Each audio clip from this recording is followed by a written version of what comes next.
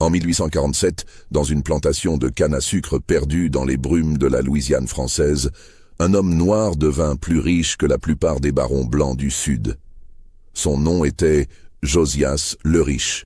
Avant d'amasser cette fortune scandaleuse, il avait tué son maître, un homme évalué à 100 000 $, puis épousé sa veuve. Cette histoire, effacée des archives officielles, murmurée dans les salons de la Nouvelle-Orléans comme une légende honteuse, fut pourtant bien réelle. Les documents existent encore, fragmentés, dispersés entre différents dépôts d'archives, mais personne n'a jamais osé les rassembler pour reconstituer l'histoire complète jusqu'à maintenant. Si vous écoutez cette histoire depuis votre ville, où que vous soyez, laissez un commentaire pour nous dire d'où vous nous écoutez.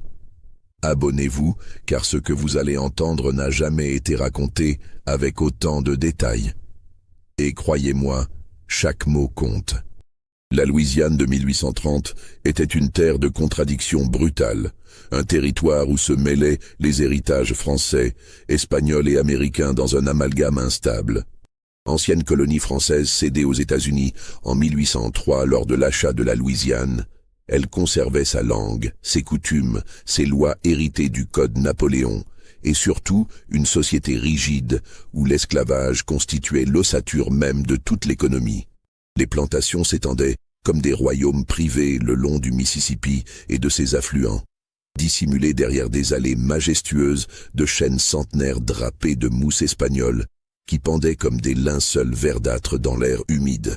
La chaleur y était oppressante, presque palpable, une masse épaisse qui écrasait les corps et les volontés. Les étés duraient des mois, transformant les champs en fournaises, où seuls les plus résistants survivaient. Les nuits n'apportaient qu'un répit illusoire, l'air restant lourd, chargé des parfums capiteux des magnolias et des relents âcres de la sueur humaine. Dans ce paysage de richesse obscène et de servitude absolue, la paroisse de Saint-Laurent, un territoire marécageux situé à mi-chemin entre Bâton Rouge et la Nouvelle-Orléans, abritait une des propriétés les plus prospères de la région, la plantation Belvédère. Ces terres fertiles produisaient chaque année des tonnes de sucre brut, enrichissant son propriétaire, Édouard Constant Devereaux, un créole blanc de 52 ans, veuf depuis 10 ans, réputé pour sa sévérité inflexible et son sens aigu des affaires. Devereaux avait hérité de Belvédère à la mort de son père en 1825. Sous sa direction méthodique et impitoyable, la plantation avait doublé de valeur en moins d'une décennie. On estimait sa fortune personnelle à 100 000 $, une somme astronomique pour l'époque, équivalente à plusieurs millions de dollars d'aujourd'hui. Mais cette richesse reposait entièrement sur le travail de près de 200 esclaves, dont les existences se consumaient dans les champs de canne, sous un soleil impitoyable, dans un cycle sans fin de labeur, de douleur et de mort précoce. La maison principale de Belvédère était une structure imposante de style néoclassique, avec ses colonnes blanches, ses galeries ombragées, ses volets verts fermés contre la chaleur du jour. À l'intérieur régnait une atmosphère de luxe austère. Meubles en acajou massif importés de France, argenterie héritée de générations de Devereaux, bibliothèque garnie de volumes reliés en cuir que personne ne lisait vraiment. C'était un décor de respectabilité, de puissance affichée, mais aussi de solitude profonde.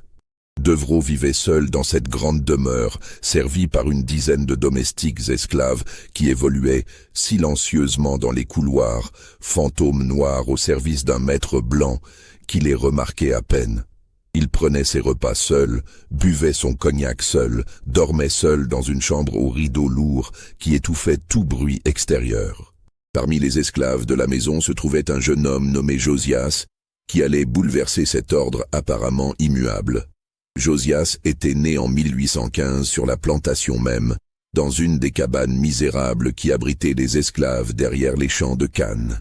Sa mère, Céleste, était une femme d'une beauté remarquable, couturière attitrée de la maison principale. Elle confectionnait les vêtements de Devereaux, raccommodait le linge fin, brodait les initiales de la famille sur les nappes et les draps. Son père officiel était inconnu. probablement un contremaître blanc dont personne ne prononçait jamais le nom, selon la coutume hypocrite qui permettait aux hommes blancs d'abuser des femmes noires sans conséquence. Dès l'enfance, Josias avait montré une intelligence vive et une capacité d'apprentissage qui le distinguaient des autres enfants esclaves. Il observait tout avec une intensité troublante, posait des questions, retenait chaque information. Céleste, qui avait appris à lire et à écrire, privilège rare et dangereux pour une esclave, obtenu grâce à une ancienne maîtresse moins cruelle, lui avait transmis ses compétences en secret, la nuit, à la lueur d'une chandelle volée dans les réserves de la maison principale. Ses leçons nocturnes se déroulaient dans un silence absolu. Céleste traçait des lettres sur de vieux morceaux de tissu avec du charbon, les effaçant immédiatement après. Elle lui apprenait aussi à compter, à calculer, à comprendre le fonctionnement de l'argent et du commerce. Elle savait que l'intelligence était la seule arme dont disposait un esclave, la seule chance d'échapper, ne serait-ce que mentalement, à la condition servile. « Apprends tout ce que tu peux », lui murmurait-elle. « Un jour, tu en auras besoin. » Édouard Deveraux remarqua rapidement les talents du garçon. Plutôt que de l'envoyer au champ à l'âge de 10 ans, comme il le faisait pour tous les autres enfants esclaves, il décida de l'employer comme domestique à la maison principale. Josias servait à table, entretenait la bibliothèque, portait les messages entre la maison et les bureaux de la plantation. Il cirait les bottes de Deveraux, brossait ses vêtements, préparait son bain. Mais surtout, il observait tout, il écoutait tout. Il apprenait la manière dont Deveraux conduisait ses affaires, négociait avec les marchands, gérait les comptes de la plantation. Il comprenait les mécanismes de pouvoir qui régissaient ce monde, les subtilités des relations entre maîtres et esclaves, entre créoles et américains, entre planteurs et négociants. Deveraux appréciait son efficacité silencieuse. Josias ne parlait que lorsqu'on l'interrogeait, gardait les yeux baissés en présence des Blancs, accomplissait ses tâches avec une précision qui ne nécessitait jamais de réprimande. C'était, du point de vue du maître, l'esclave idéal, intelligent sans être insolent, compétent sans être menaçant. Mais en 1835, lorsque Josias atteignit ses 20 ans, quelque chose changea imperceptiblement dans le regard du maître. Peut-être était-ce la stature du jeune homme qui avait grandi et s'était rempli, devenant physiquement imposant. Peut-être était-ce une certaine assurance qui transpirait malgré tous ses efforts pour rester humble.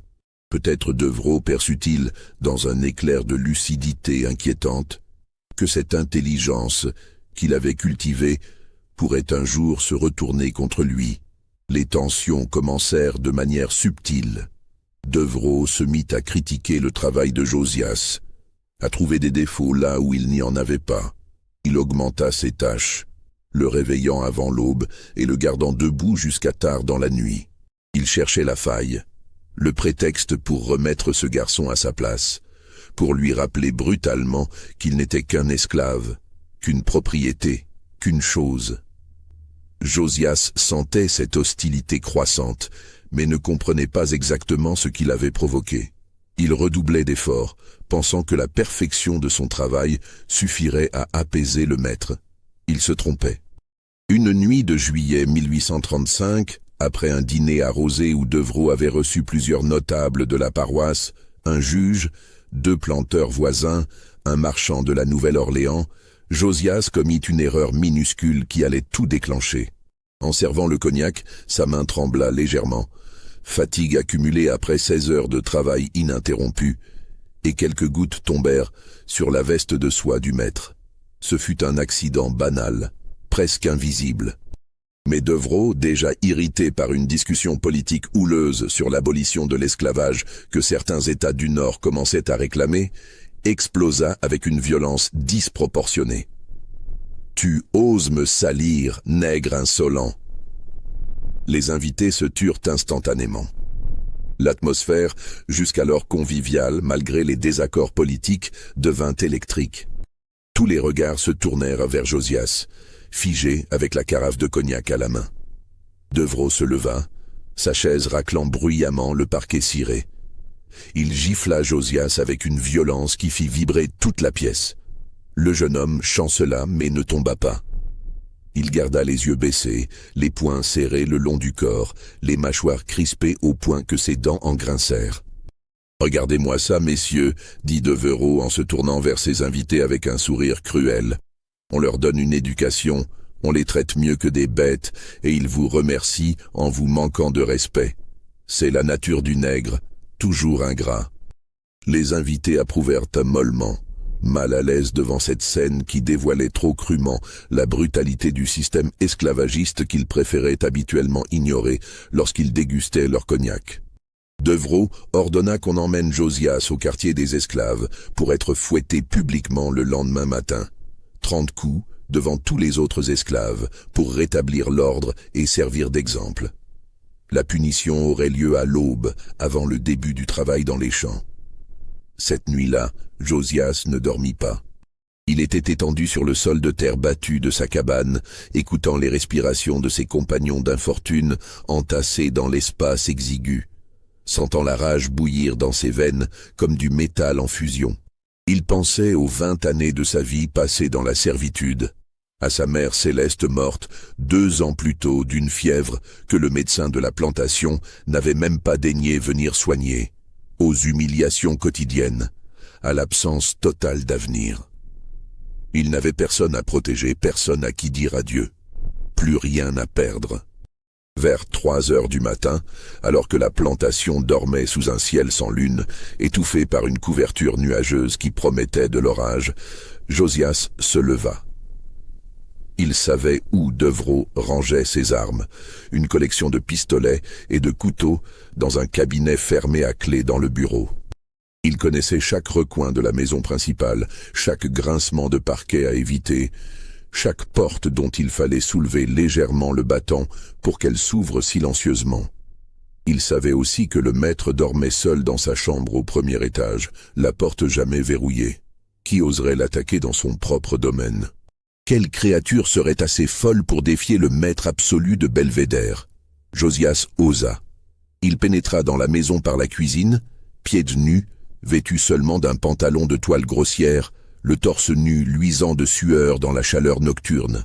Il traversa la salle à manger où quelques heures plus tôt il avait été humilié, longea le corridor où pendaient les portraits des ancêtres Devereux qui semblaient de le regarder avec réprobation, grimpa l'escalier sans faire craquer une seule marche.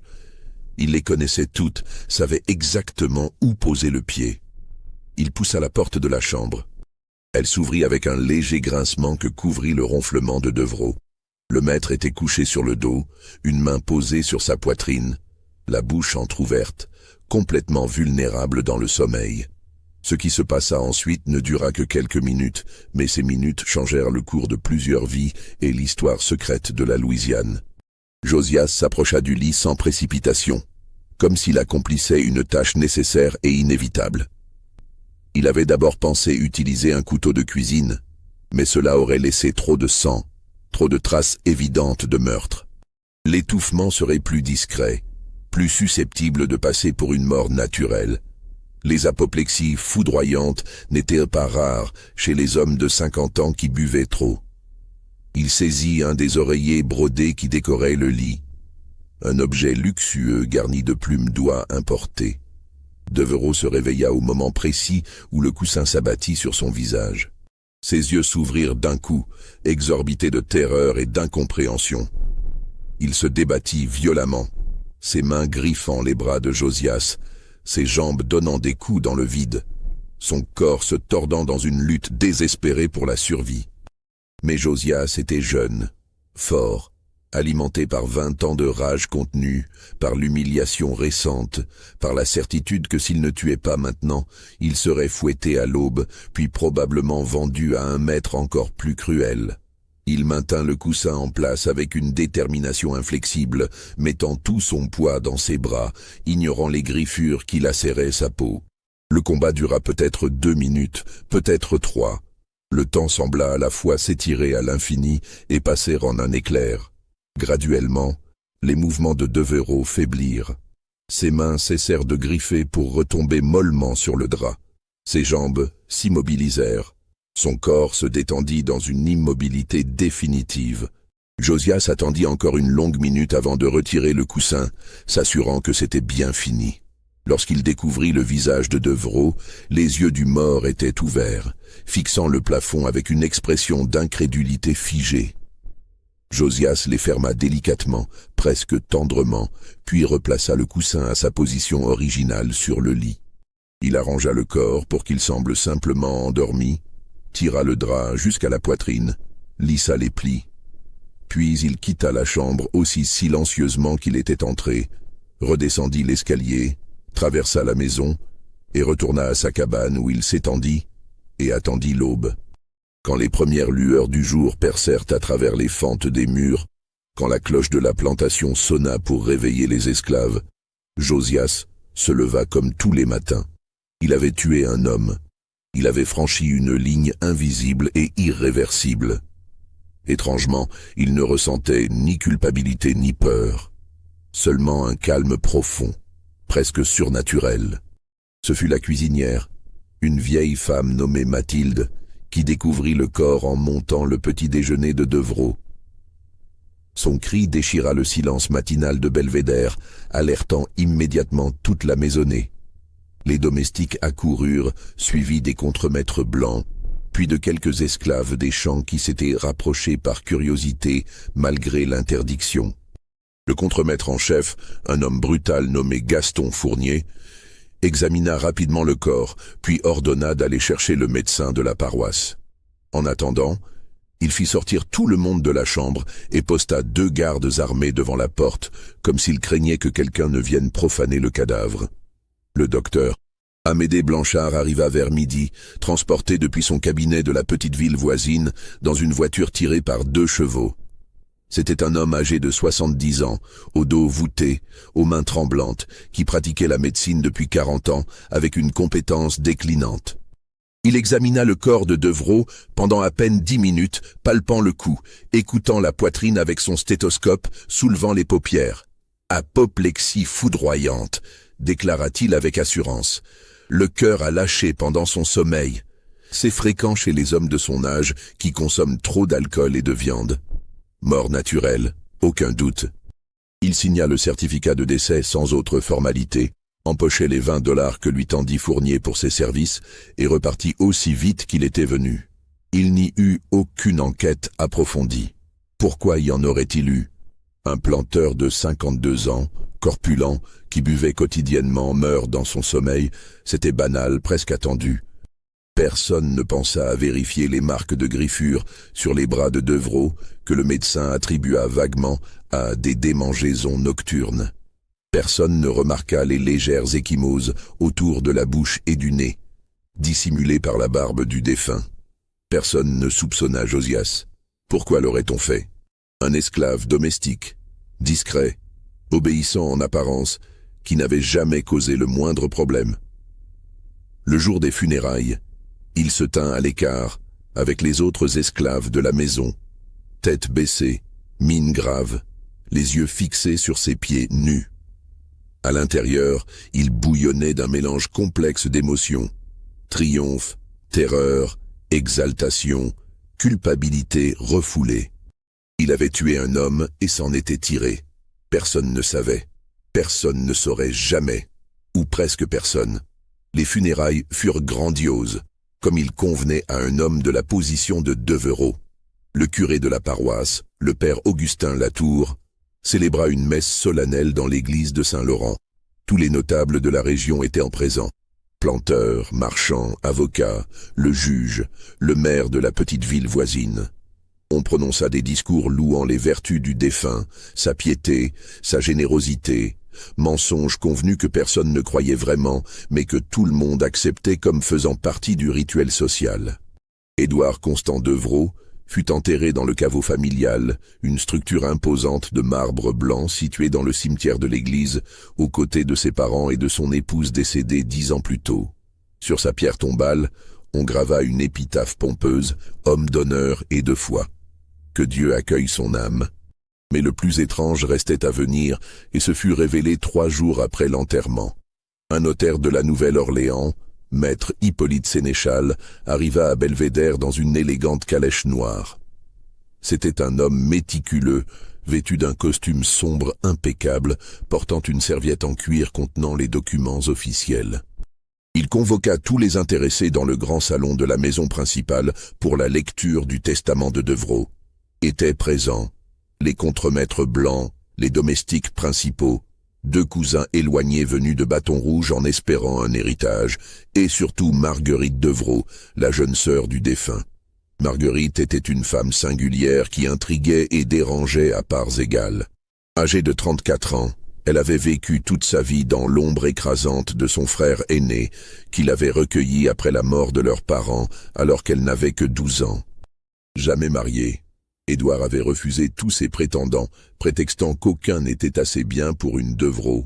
Elle gérait discrètement certaines affaires de la plantation, tenait les livres de compte avec une précision mathématique, supervisait les domestiques. Elle était intelligente, cultivée, réservée au point de paraître froide, et observait tout avec des yeux noirs perçants qui ne laissaient rien passer. Certains la trouvaient belle d'une manière austère, avec ses cheveux noirs tirés en chignon strict, sa peau pâle qui ne voyait jamais le soleil, sa silhouette mince toujours vêtue de robes sombres. D'autres la trouvaient inquiétante, comme si elle cachait des pensées inavouables derrière son masque de respectabilité. Le notaire Sénéchal déroula le testament avec des gestes solennels. La fortune de Devereux était considérable. La plantation Belvédère avec ses 2000 acres, les 200 esclaves, les bâtiments, les équipements, plus divers investissements dans des banques et des compagnies commerciales. La valeur totale était estimée à $110 000.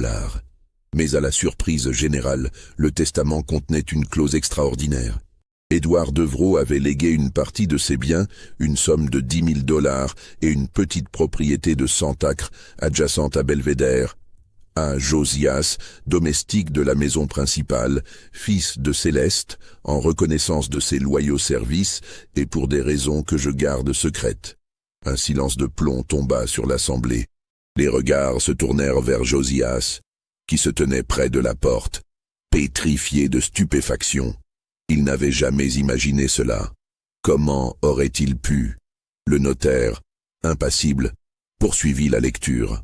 Le reste de la fortune allait à Marguerite, qui devenait ainsi la propriétaire officielle de Belvédère et de tous ses esclaves, y compris, techniquement, Josias lui-même, jusqu'à ce que les dispositions testamentaires concernant le legs soient exécutées. Les cousins de Bâton Rouge protestèrent immédiatement, arguant que le testament devait être contesté, qu'il était impensable de léguer quoi que ce soit à un esclave, que cela violait l'ordre naturel des choses. Mais Maître Sénéchal leur opposa la loi. En Louisiane, sous le code civil hérité du droit français, un maître avait le droit de léguer des biens à un esclave, à condition que cela soit clairement stipulé dans un testament dûment enregistré. Le testament de Devereux était parfaitement légal. Personne ne comprenait. Pourquoi Devereux aurait-il légué $10 000 et une propriété à un esclave qu'il avait menacé de faire fouetter la veille même de sa mort? C'était incompréhensible, absurde. Les rumeurs commencèrent immédiatement à circuler, d'abord à voix basse dans les coins du salon, puis de plus en plus ouvertement dans les jours qui suivirent. Certains murmuraient que Josias était le fils illégitime de Devereux, fruit d'une liaison avec la belle Céleste 20 ans plus tôt, et que le legs était une reconnaissance tardive de paternité. D'autres insinuaient que Josias avait extorqué ce legs par quelque moyen mystérieux, peut-être en découvrant un secret compromettant sur Devereux. D'autres encore suggéraient que Marguerite avait falsifié le testament après la mort de son frère, pour des raisons qu'on ne pouvait qu'imaginer. Mais la vérité était bien plus complexe et bien plus sombre que toutes ces spéculations. La vérité, que personne ne connaissait à ce moment, était que Marguerite savait exactement ce qui s'était passé la nuit de la mort de son frère. Elle avait toujours su, et c'était elle qui avait orchestré le faux legs. Cette nuit-là, Marguerite ne dormait pas. Elle souffrait d'insomnie chronique depuis des années, condition aggravée par l'anxiété constante de vivre sous le joug de son frère. Sa chambre se trouvait au même étage que celle d'Édouard, de l'autre côté du corridor. Vers 3 heures du matin, elle avait entendu un léger grincement, celui de la porte de son frère qui s'ouvrait. Cela l'avait intriguée, car Édouard ne se levait jamais la nuit. Elle s'était levée silencieusement, avait enfilé une robe de chambre et avait entrebâillé sa propre porte avec une prudence extrême. Ce qu'elle vit la figea sur place. Josias, torse nu, pieds nus, entrant dans la chambre de son frère. Son premier réflexe fut de crier, d'alerter la maison.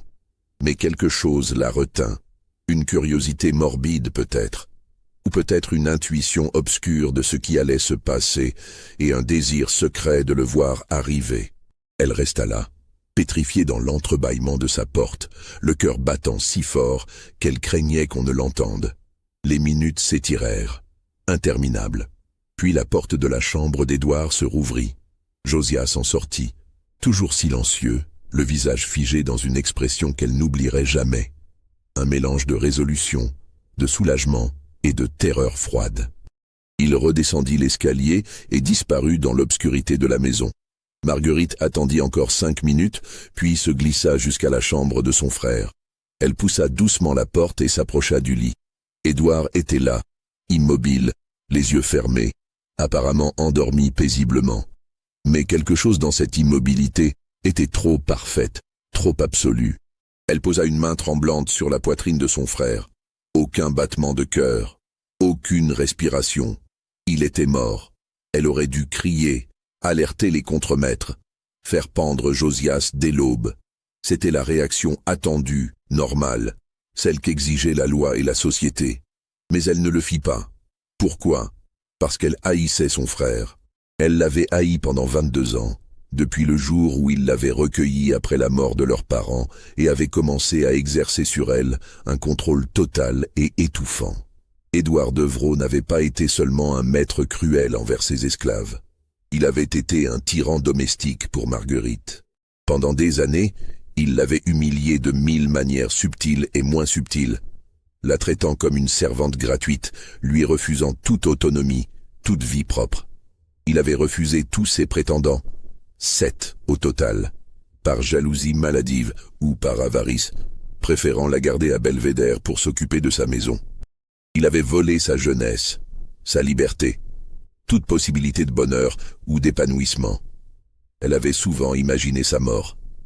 Dans ses rêves les plus sombres, elle le tuait elle-même, empoisonnant son cognac, le poussant dans l'escalier, étouffant sa respiration pendant son sommeil.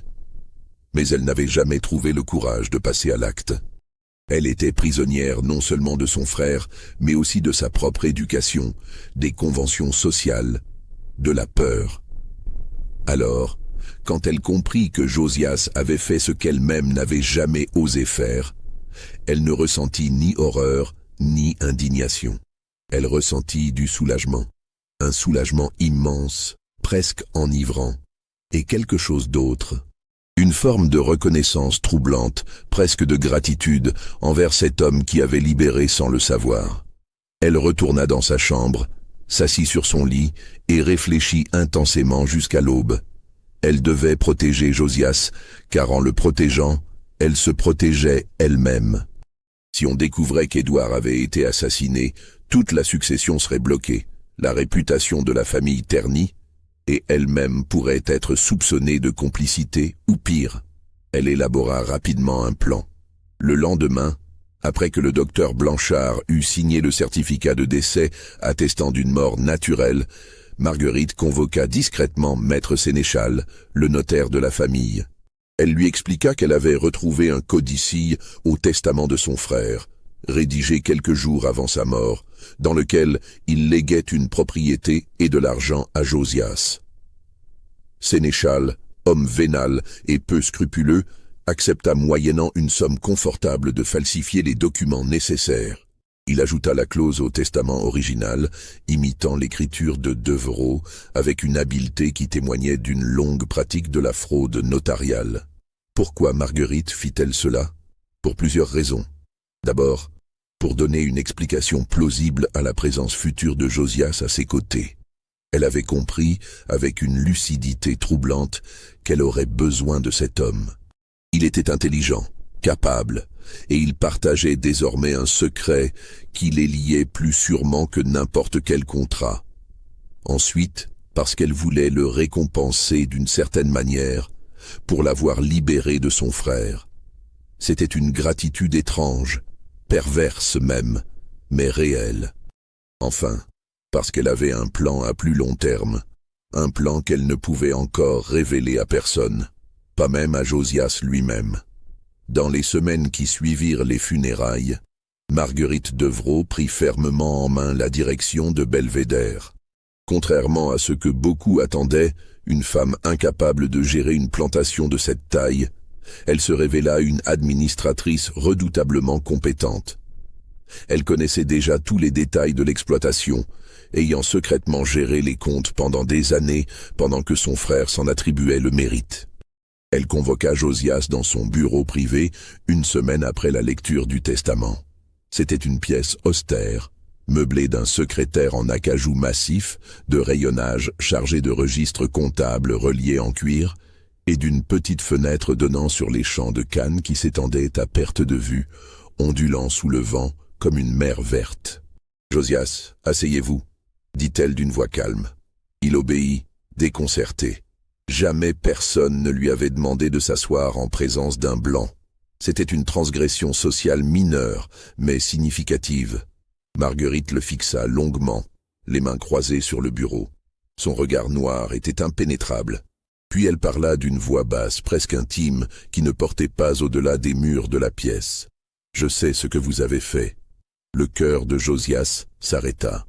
Le monde sembla basculer autour de lui. Il sentit le sol se dérober sous ses pieds, ses mains devenir glacées malgré la chaleur étouffante de la pièce. Elle savait. Elle avait toujours su. « Je pourrais vous faire pendre demain matin », poursuivit-elle sans émotion apparente, d'une voix neutre qui rendait ses paroles encore plus terrifiantes. « Personne ne me poserait de questions. Vous êtes un esclave. Votre vie ne vaut rien devant la loi. Un mot de moi, et vous serez jugé, condamné et exécuté en moins d'une semaine. » Josias baissa les yeux, incapable de soutenir son regard. Il attendait la sentence, certain que ses jours étaient à compter. Il avait vécu un mois de répit, mais le compte à rebours touchait à sa fin. « Mais je ne le ferai pas. » Il releva la tête brusquement, incrédule. Avait-il bien entendu? « Pourquoi ?» demanda-t-il, la voix rauque à peine plus qu'un murmure. « Parce que vous m'avez libéré. » Elle marqua une longue pause, comme si elle mesurait le poids de ses propres mots, leur portée, leur irréversibilité. « Mon frère était un monstre. Pas seulement pour vous et les autres esclaves. Pour moi aussi. Il m'a volé ma vie, mes chances de bonheur, mes années de jeunesse. Il m'a gardée prisonnière ici pendant 22 ans, comme une servante non payée, comme une chose qu'on possède. Vous lui avez repris sa vie. Je considère cela comme une forme de justice. Une justice sombre, certes, mais une justice quand même. » Josias ne savait pas quoi répondre. Il avait l'impression de marcher sur une corde tendue au-dessus d'un abîme vertigineux, où un seul faux pas signifierait la chute. Marguerite continua, sa voix restant basse mais gagnant en intensité. « Mais nous ne sommes pas libres pour autant, ni vous ni moi. Cette plantation, ces esclaves, cette fortune, tout cela repose sur un équilibre fragile, sur des apparences qu'il faut maintenir. Si quelqu'un apprenait la vérité sur la mort de mon frère, nous serions tous les deux détruits. Vous comprenez ?» Il hocha la tête lentement. « Alors voici ce que je vous propose. Nous sommes liés maintenant par ce secret, liés pour toujours, que cela nous plaise ou non. Vous continuerez à travailler pour moi. Je vous donnerai progressivement plus de responsabilités, plus de liberté de mouvement. En échange, vous me serez loyal. Totalement, absolument loyal. »« Et le legs de votre frère ?» osa-t-il demander, sa voix gagnant un peu d'assurance. Elle eut un sourire froid, presque amusé. « Ce legs n'a jamais existé. J'ai payé le notaire pour l'ajouter au testament après la mort d'Édouard.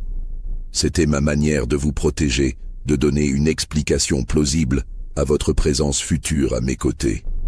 Les gens croient maintenant que vous êtes le fils illégitime de mon frère. Laissez-les le croire. C'est mieux ainsi. Cela donne une logique à ce qui autrement paraîtrait incompréhensible. Elle se leva, contourna le bureau et vint se placer près de la fenêtre, regardant les champs où travaillaient les esclaves sous le soleil brutal. « J'ai un plan, Josias. Un plan qui prendra des années à se réaliser, mais qui nous libérera tous les deux complètement. Faites-moi confiance, soyez patient, et nous y arriverons. » Josias comprit à cet instant qu'il était désormais irrémédiablement lié à cette femme par un secret commun. Un secret mortel qui les unirait plus sûrement que n'importe quel contrat ou serment. Les mois qui suivirent virent une transformation progressive mais spectaculaire de la situation de Josias. Marguerite, jouant habilement avec les apparences et les perceptions sociales, annonça publiquement qu'elle avait décidé d'affranchir Josias en reconnaissance de ses services et en respect de la volonté supposée de son frère. L'affranchissement fut officiellement enregistré en janvier 1837 devant un juge de la Nouvelle-Orléans, selon la procédure légale rigoureuse qu'exigeait le Code civil louisianais. Josias le Riche, il prit officiellement ce nom après son affranchissement, le Riche signifiant ironiquement le riche en français, un choix qui provoqua des sourires moqueurs chez certains mais qui se révélerait prophétique, devint ainsi un homme libre de couleur, statut profondément ambigu dans la Louisiane de l'époque. Les hommes libres de couleur formaient une classe intermédiaire unique au Sud, ni esclaves ni blancs, souvent plus éduqués et plus prospères que les blancs pauvres, mais néanmoins considérés comme inférieurs par la loi et la coutume. Certains possédaient des propriétés, des commerces, voire des esclaves. D'autres exerçaient des métiers qualifiés, artisans, musiciens, barbiers, tailleurs. Mais ils étaient toujours sur le fil du rasoir, leur statut pouvant être remis en question à tout moment par des blancs jaloux ou vindicatifs. Avec le soutien discret mais efficace de Marguerite, Josias commença méthodiquement à accumuler des biens. Elle lui confia d'abord la gestion de la petite propriété de 100 acres mentionnée dans le Faux Testament, une parcelle de terre fertile adjacente à Belvédère. Il y cultiva du tabac et quelques arpents de maïs, employant une dizaine d'ouvriers libres de couleur qu'il payait des salaires décents. La première récolte fut modeste mais profitable. Josias réinvestit immédiatement tous les bénéfices, achetant des équipements, améliorant l'irrigation, diversifiant les cultures. La deuxième année, ses revenus doublèrent. La troisième année, ils triplèrent. Mais ce qui intriguait le plus les observateurs, ce qui alimentait les rumeurs et les commérages dans toute la paroisse de Saint-Laurent et au-delà, c'était la relation apparemment inexplicable entre Josias et Marguerite. Ils passaient beaucoup de temps ensemble, discutant affaires dans le bureau de la maison principale, se rendant ensemble aux ventes publiques de coton et de sucre à la Nouvelle-Orléans, voyageant parfois jusqu'à Bâton Rouge ou même Mobile en Alabama pour des transactions commerciales. On les voyait prendre le café ensemble sur la véranda de Belvédère, au crépuscule, quand la chaleur devenait enfin supportable. Ils conversaient en français et en anglais, avec une aisance qui semblait abolir les barrières de race et de statut. Ils discutaient de politique, d'économie, de littérature. Marguerite lui prêtait des livres de sa bibliothèque personnelle. Il lui donnait son avis sur la gestion de la plantation, et elle l'écoutait, le prenait en considération, le mettait souvent en pratique. Les rumeurs devinrent de plus en plus insistantes, de plus en plus scandaleuses. Plusieurs membres de la communauté blanche exigèrent que Marguerite mette fin à cette amitié contre nature. Des lettres anonymes commencèrent à arriver, l'accusant de déshonorer sa famille, de trahir sa race, de violer toutes les conventions sacrées qui maintenaient l'ordre social. Le curé de la paroisse, le père Augustin Latour, un homme sévère d'une 60aine d'années, partisan convaincu de l'ordre esclavagiste qu'il justifiait par des citations bibliques soigneusement sélectionnées, vint même la sermonner un après-midi de printemps 1838. « Madame Devereux, commença-t-il d'un ton grave, après s'être installé dans le salon, refusant le thé qu'elle lui offrait. Cette situation ne peut plus durer. Votre comportement scandalise toute la paroisse. Vous compromettez votre réputation, celle de votre famille, celle de tous les blancs respectables de la région. Marguerite l'écouta poliment, les mains croisées sur ses genoux, le visage impassible. « Père Latour, répondit-elle calmement lorsqu'il eut fini, je respecte votre position et votre foi, mais je suis une femme libre et propriétaire de ma plantation.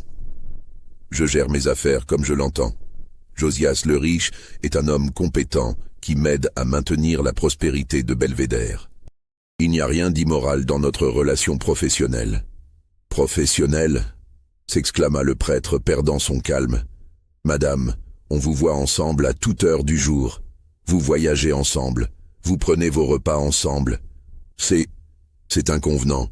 C'est contraire à toutes les règles de la décence. » « Les règles de décence, père, rétorqua Marguerite avec une pointe d'ironie à peine perceptible, sont souvent faites par ceux qui ont intérêt à les maintenir. Je choisis de vivre selon mes propres principes.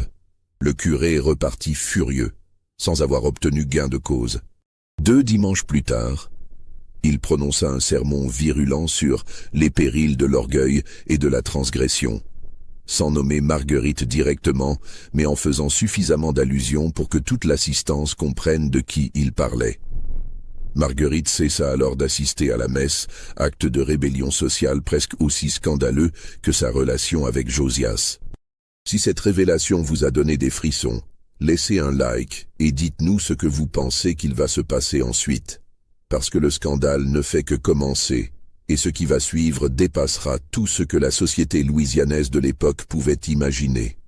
En 1839, Josias avait accumulé suffisamment de capital pour acheter une maison à la Nouvelle-Orléans, dans le quartier de Tremé, où vivait une communauté prospère de créoles de couleur. C'était une jolie maison créole typique, avec sa façade colorée, son balcon en fer forgé, sa cour intérieure ombragée par un grand magnolia. Il payait aussi pour l'éducation de plusieurs enfants esclaves qu'il avait discrètement rachetés et affranchis. Un acte de charité qui lui valut le respect de la communauté noire libre, mais encore plus d'hostilité de la part des Blancs.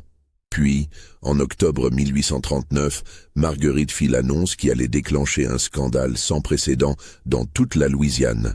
Elle épousait Josias le Riche. La nouvelle se répandit comme une traînée de poudre dans la paroisse de Saint-Laurent, puis dans toute la région. Les réactions furent d'une violence inouïe. Ce n'était pas simplement une affaire de mariage interracial, bien que ce soit déjà considéré comme une abomination par la plupart des Blancs du Sud. C'était le fait qu'une femme blanche de bonne famille, propriétaire d'une des plus grandes plantations de la région, descendante d'une lignée créole respectée, épouse un ancien esclave. C'était, aux yeux de la société blanche, une trahison absolue, une profanation de toutes les valeurs sacrées qui maintenaient l'ordre racial et social. Si une Devereux pouvait épouser un ancien esclave, alors rien n'était plus sacré, plus stable. L'ordre entier du monde pouvait s'effondrer.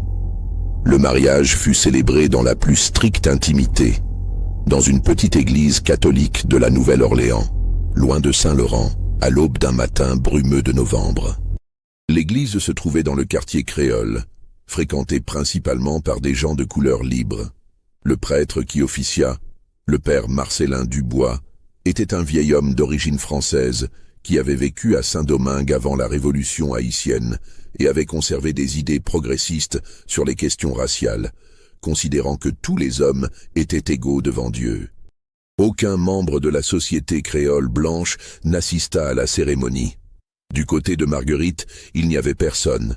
Sa famille l'avait entièrement répudiée dès qu'elle avait annoncé son intention. Du côté de Josias, quelques amis de la communauté libre de couleur étaient au présent. Un menuisier prospère, un barbier, un musicien, tous des hommes qui avaient réussi à se construire une existence décente dans les interstices étroits que la société raciste leur laissait. 2 domestiques de Belvédère étaient également là. Des femmes âgées qui avaient connu Josias enfant et qui le considéraient comme un fils. Elles pleuraient pendant toute la cérémonie, mais on ne saurait jamais si c'était de joie ou de tristesse, d'espoir ou de terreur, pour ce qui allait inévitablement suivre. La cérémonie dura moins de 20 minutes. Marguerite portait une robe simple de soie grise, sans ornement, ses cheveux noirs tressés en une couronne austère. Josias portait un costume sombre qu'il avait fait confectionner spécialement pour l'occasion par le meilleur tailleur de la Nouvelle-Orléans. Ils échangèrent leurs vœux d'une voix ferme, se regardant dans les yeux, avec une intensité qui troubla même le vieux prêtre. Quand ce fut terminé, quand le père Dubois les déclara mari et femme devant Dieu, ils s'embrassèrent brièvement, un baiser chaste mais chargé de signification. Puis ils signèrent les registres, prirent le certificat de mariage et quittèrent l'église pour affronter le monde. Les réactions ne se firent pas attendre. Dès le lendemain, quand la nouvelle parvint officiellement à Saint-Laurent, plusieurs planteurs de la paroisse rompirent tout contact commercial avec Belvédère. Certains cessèrent d'acheter le sucre produit par la plantation, préférant payer plus cher ailleurs plutôt que de commercer avec une femme qui avait souillé sa race. D'autres allèrent plus loin, organisant un boycott informel mais efficace. Des lettres anonymes commencèrent à arriver quotidiennement à Belvédère, certaines menaçantes, d'autres simplement haineuses. On accusait Marguerite de trahison, de dégénérescence, de folie. On menaçait Josias de pendaison, de lynchage, de justice populaire. Quelqu'un cloua même un chat mort sur la porte d'entrée de la maison principale, un message symbolique que personne ne pouvait ignorer. Le curé Latour refusa désormais de recevoir Marguerite pour la confession, la considérant comme excommuniée de facto. Elle fut exclue de tous les cercles sociaux qu'elle fréquentait autrefois, les dames de charité, les comités paroissiaux, les réunions de la bonne société créole. Les femmes qu'elle avait connues toute sa vie détournaient maintenant le regard quand elle la croisait dans les rues de la Nouvelle-Orléans. Mais Marguerite tint bon. Elle avait vécu 34 ans sous le joug de son frère, puis 4 ans dans l'ombre de la société qui la jugeait. Maintenant, elle était libre. Elle possédait une fortune considérable, une plantation productive, et elle avait choisi son propre destin pour la première fois de sa vie.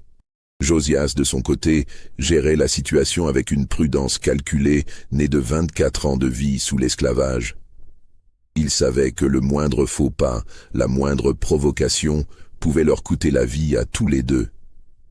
Il évitait les confrontations directes, restait discret en public, ne cherchait jamais à s'imposer dans les espaces réservés aux Blancs.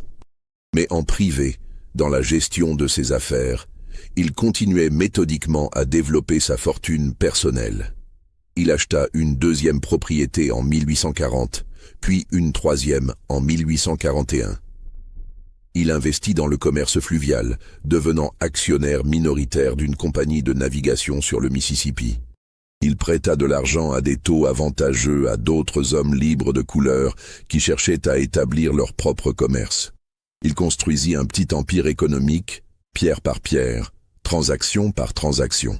En 1841, Marguerite donna naissance à un fils.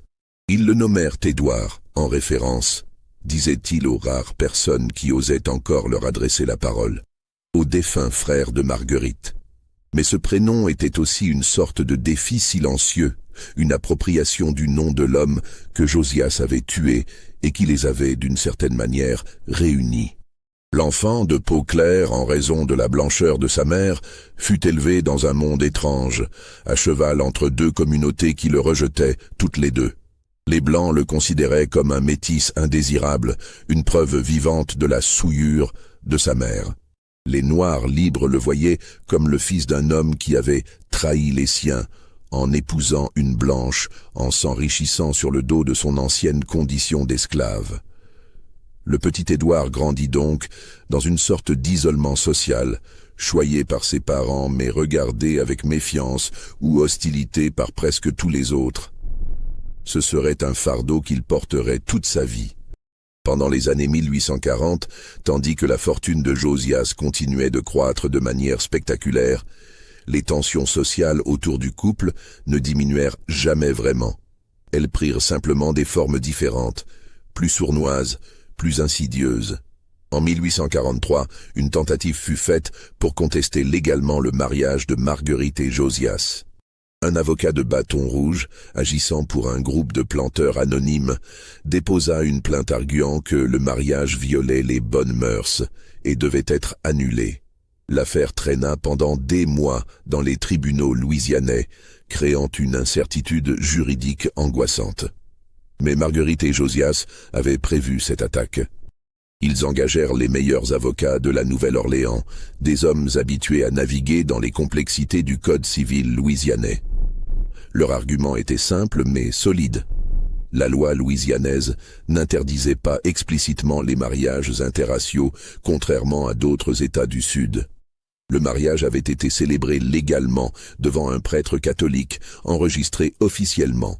Il ne pouvait être annulé que pour des raisons très spécifiques: fraude, bigamie, consanguinité, dont aucune ne s'appliquait. En 1844, après d'interminables audiences, le juge trancha en faveur de Marguerite et Josias. Le mariage était légal et valide. Les planteurs qui avaient financé la plainte furent furieux, mais ils ne pouvaient rien faire de plus sur le plan légal. Cependant, les menaces physiques continuèrent. En 1845, Josias fut attaqué dans une rue de la Nouvelle-Orléans par 3 hommes masqués qui tentèrent de le battre à mort. Il s'en sortit avec plusieurs côtes cassées et un œil tuméfié, mais il survécut. Les agresseurs ne furent jamais identifiés, bien que tout le monde sût qui les avait envoyés. Marguerite embaucha alors des gardes armés pour protéger Belvédère et leur maison de la Nouvelle-Orléans. Josias ne sortait plus jamais seul, toujours accompagné d'au moins 2 hommes de confiance. Malgré, ou peut-être à cause de toute cette hostilité, la fortune de Josias atteignit des sommets extraordinaires. En 1845, on estimait sa richesse personnelle à environ 40 000 $. En 1847, elle dépassait 60 000 $. Il était devenu l'homme noir le plus riche de toute la Louisiane, probablement de tout le Sud américain. Cette richesse était investie intelligemment. Propriétés foncières, parts dans des entreprises commerciales, prêts hypothécaires, même quelques obligations d'État. Josias avait appris auprès de Marguerite, et avant elle, en observant secrètement Édouard Devereux, les arcanes de la finance et du commerce. Il maniait l'argent avec la même habileté qu'un joueur d'échecs manie ses pièces. Mais cette ascension fulgurante ne passait pas inaperçue. Elle suscitait une jalousie féroce chez les blancs pauvres, une admiration mêlée d'envie chez les gens de couleur libre, et une rage impuissante chez les planteurs qui voyaient un ancien esclave devenir plus riche qu'eux. Puis, en 1846, un événement vint bouleverser l'équilibre précaire qu'avaient établi Marguerite et Josias. Un homme arriva à la Nouvelle-Orléans, débarquant d'un paquebot en provenance du Havre. Il se faisait appeler Armand Leclerc et prétendait être un cousin éloigné de la famille Devereux, vivant en France depuis des décennies, mais maintenant désireux de revendiquer des droits sur l'héritage d'Édouard Devereux. Leclerc était un homme dangereux d'une manière différente des menaces précédentes. Ce n'était pas un planteur rustre motivé par le racisme viscéral ou la jalousie simple. C'était un homme éduqué, cultivé, qui parlait 4 langues et maniait la rhétorique juridique avec aisance. Il avait de l'argent. Personne ne savait exactement d'où il venait. Des relations dans les milieux judiciaires et politiques, et surtout une détermination féroce qui suggérait des motivations profondes et obscures. Il loua une suite dans le meilleur hôtel de la Nouvelle-Orléans, engagea des avocats réputés et commença méthodiquement à fouiller dans les archives concernant la succession de Devereux. Il interrogeait d'anciens domestiques de Belvédère, offrant de l'argent pour des informations.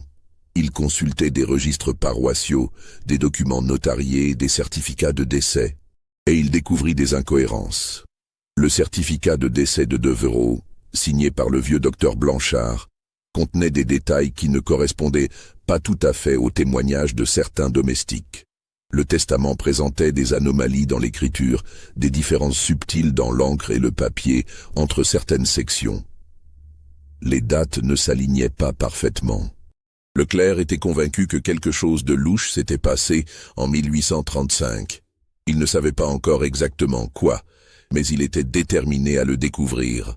En juin 1846, il envoya une lettre formelle à Marguerite, demandant une rencontre pour discuter de certaines irrégularités concernant la succession de feu Édouard Constant Devereux. Le ton était poli mais menaçant, suggérant qu'il détenait des informations compromettantes. Marguerite et Josias comprirent immédiatement que Leclerc représentait une menace mortelle. Si cet homme parvenait à prouver que le testament avait été falsifié, toute la fortune de Marguerite, et par extension celle de Josias, pourrait être confisquée.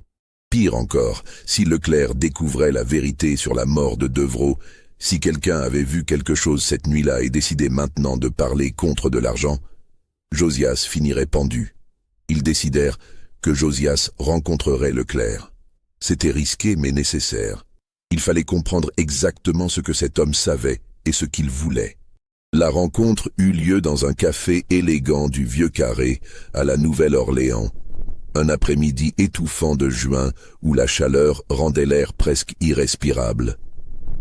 Le café était presque vide à cette heure, les rares clients éventant paresseusement des visages rouges et moites.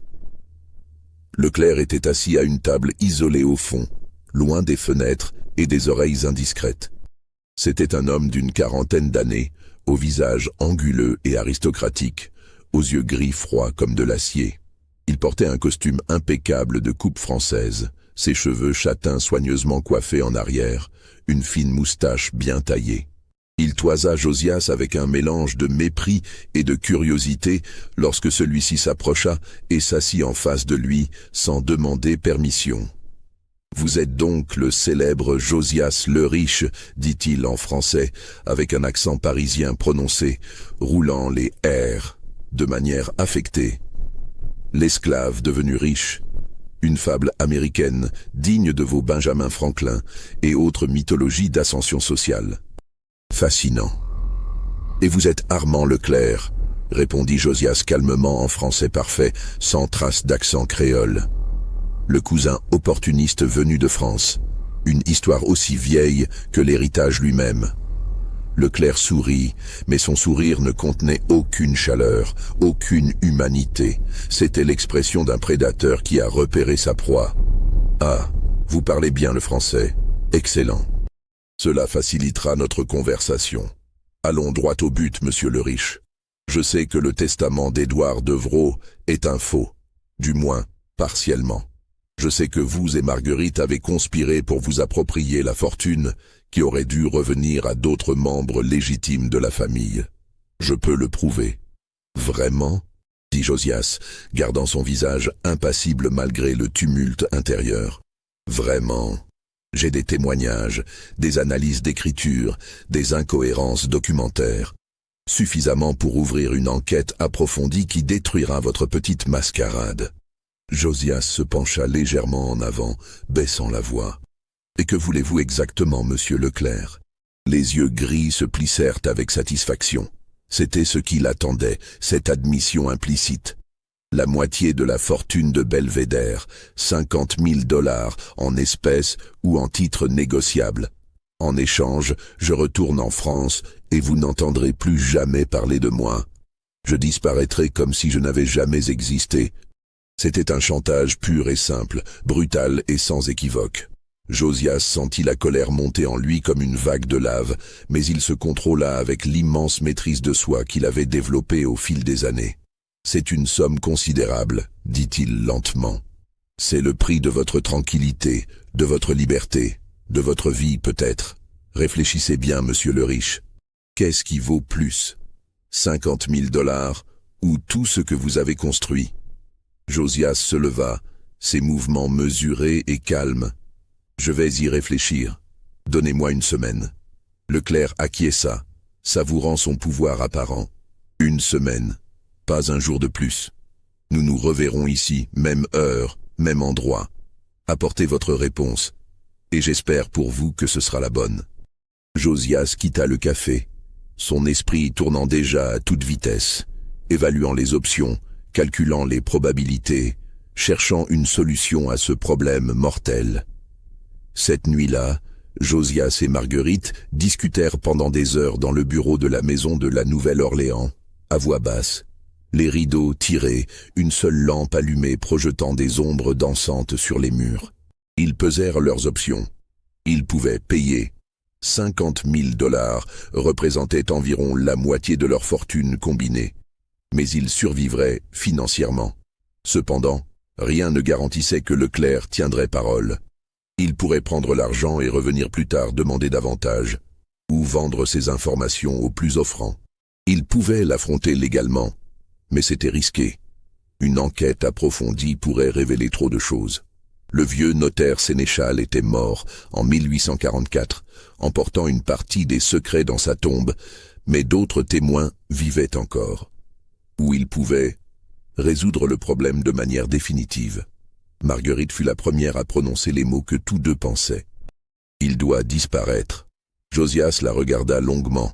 Cette femme qui avait été élevée dans le luxe et les conventions, qui avait reçu une éducation catholique stricte, suggérait maintenant calmement un meurtre. Comme lui-même, des années plus tôt, elle était prête à franchir la ligne pour protéger ce qu'ils avaient construit. « Je m'en occupe », dit-il simplement. Il ne donna aucun détail. Elle n'en demanda aucun. Certaines choses étaient mieux laissées non dites. Une semaine plus tard, Armand Leclerc fut retrouvé mort dans sa chambre d'hôtel. La femme de chambre qui découvrit le corps le matin hurla si fort qu'on l'entendit dans toute la rue. Leclerc était couché dans son lit, apparemment endormi paisiblement, mais ne respirait plus. Le médecin appelé sur les lieux, un certain docteur Rémy Fontaine, examina le corps et conclut rapidement à une crise cardiaque foudroyante. Leclerc avait 43 ans, semblait en bonne santé, mais ces choses arrivaient. Le cœur était capricieux. Le certificat de décès fut signé sans autre formalité. Le corps fut embaumé et placé dans un cercueil scellé. Personne ne réclama le corps. Leclerc n'avait apparemment aucune famille connue, ce qui était en soi étrange pour un homme qui prétendait être un Devreau. Il fut enterré 3 jours plus tard dans le cimetière Saint-Louis, dans une tombe modeste que personne ne visiterait jamais.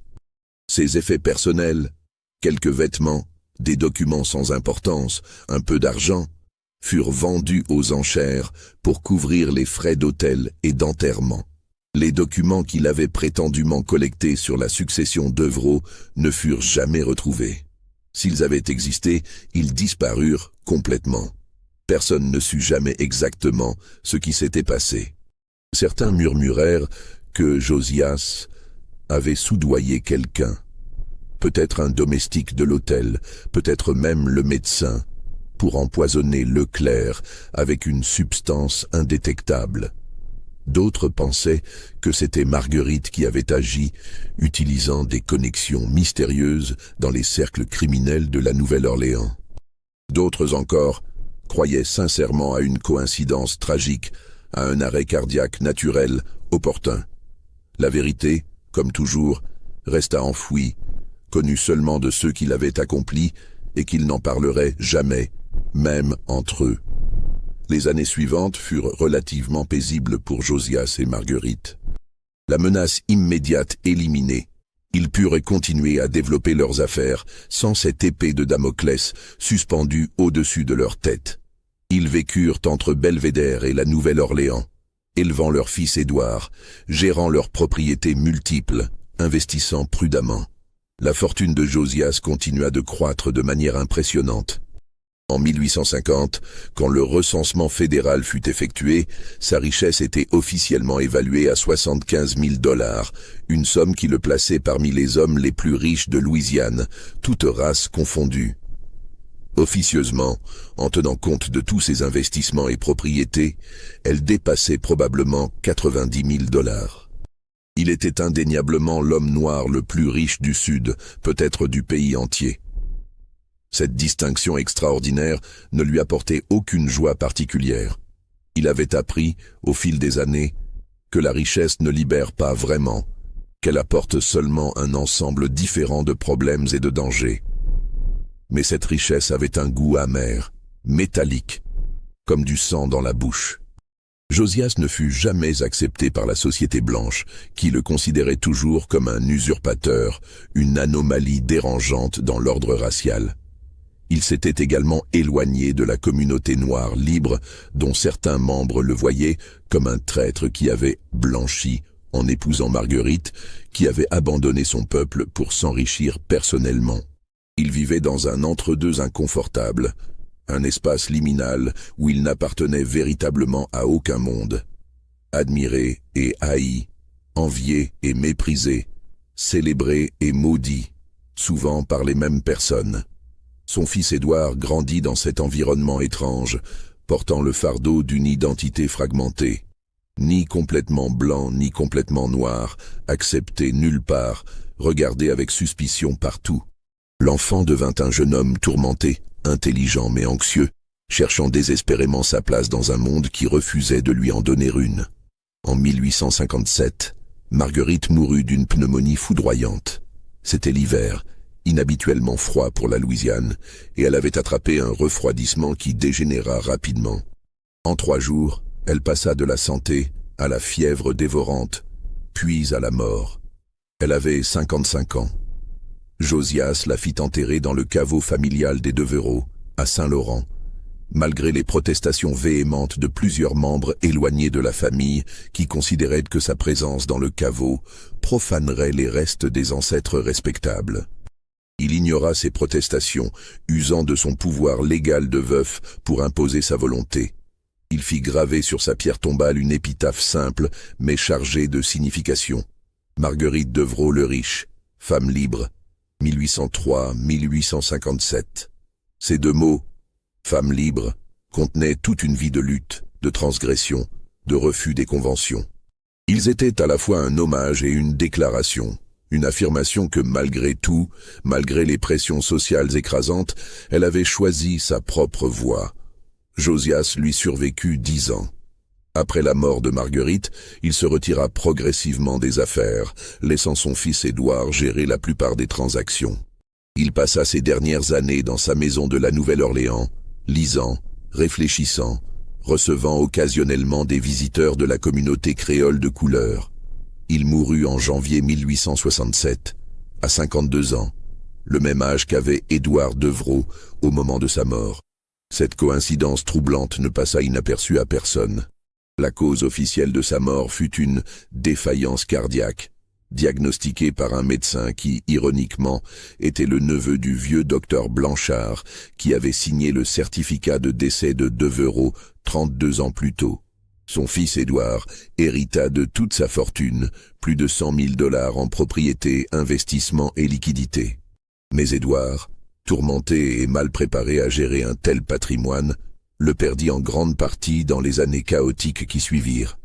La reconstruction qui bouleversa le Sud après la guerre de sécession détruisit beaucoup de fortunes, y compris la sienne.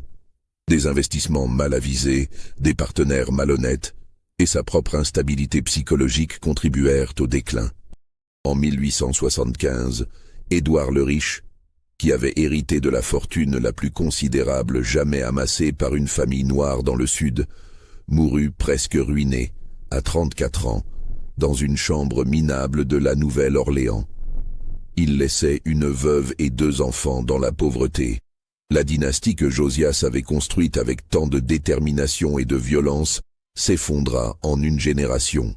Aujourd'hui, les registres paroissiaux de Saint-Laurent mentionnent brièvement l'existence de Josias le Riche, mais sans détails significatifs. Les archives de la Nouvelle-Orléans contiennent quelques actes notariés à son nom, quelques titres de propriété jaunis, quelques procès gagnés dont les dossiers dorment dans des boîtes poussiéreuses. C'est tout.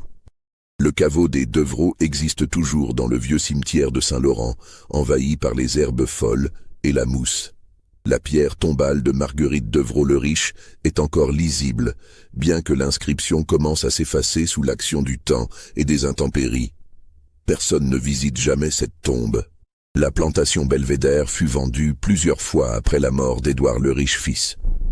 Aujourd'hui, elle n'existe plus en tant que telle.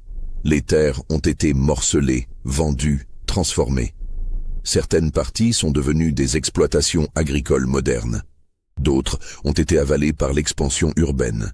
La maison principale fut détruite par un incendie en 1923 et personne ne la reconstruisit jamais.